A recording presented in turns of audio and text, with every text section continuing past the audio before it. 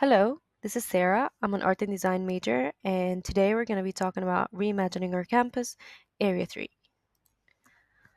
So, first of all, we've got the project idea, and we believe that a small, forgotten space can be transformed into something both functional and inviting. Our goal is to create a space where students are drawn to, a space that feels like it's theirs, a place to rest, socialize, and recharge.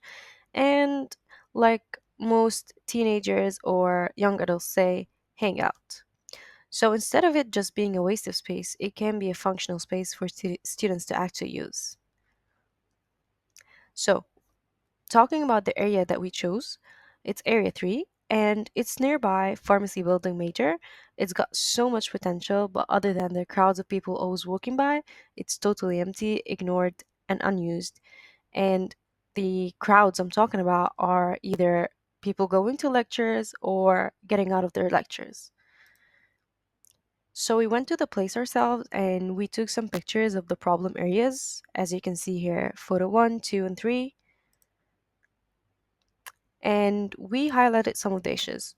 So the shaded areas are ideal hangout spots, but there is very poor bench distribution and it leaves some areas overcrowded while others remain super underutilized.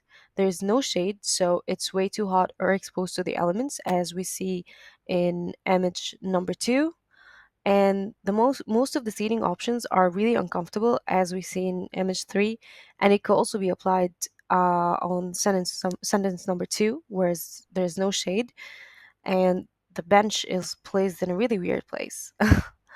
um, and the flooring materials really hinders the movement of suitcases and is really insufficient for use in most areas, as we see in image 1 and 2 and 3.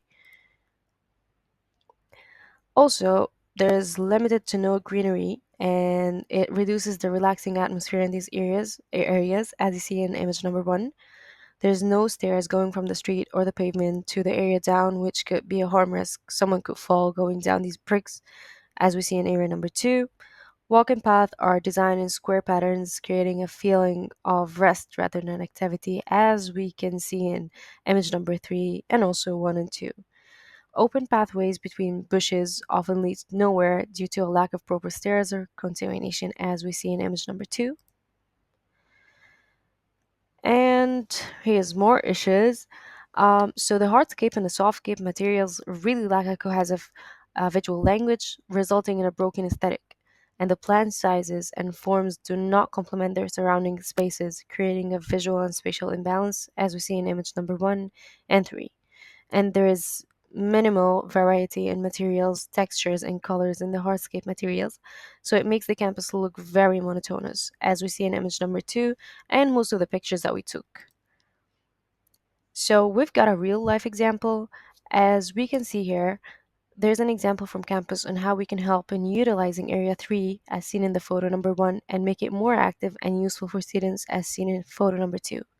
And that's our vision.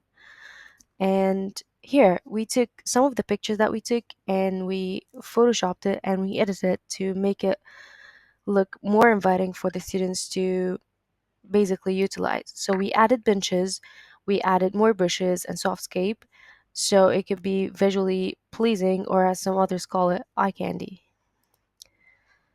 And we also have this one where we also added the benches and more bushes just like the one before. And then that leaves us with our last one, where we added stairs to help students climb down this path without a risk of harm of someone falling. And we also added a ramp for accessibility if someone's in a wheelchair, and to make it easier for students going from their dorms to the bus station with their suitcases. Thank you. All of the team members have done their parts, and we have worked equally on this assignment. Thank you so much. This was Sarah, and we've got. Hi, I'm Hannah Sami Abdulaziz. I'm in the dentistry field. Hi, my name is Mona. I'm in dentistry field. Hi, my name is Mohammad Abdulrahman Farid. My major is nursing. Hello everybody, I am Gamal Muhammad from Galala University.